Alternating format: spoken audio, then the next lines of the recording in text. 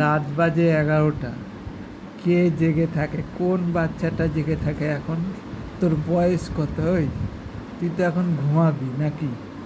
হ্যাঁ, এখন 11টা বেজে গেছে, এখনও তোর চোখে ঘুম নেই? হ্যাঁ, তোর সঙ্গে সঙ্গে কি সবারও জেগে থাকতে হবে? হ্যাঁ, অত কথা বলার সময় নেই এখন।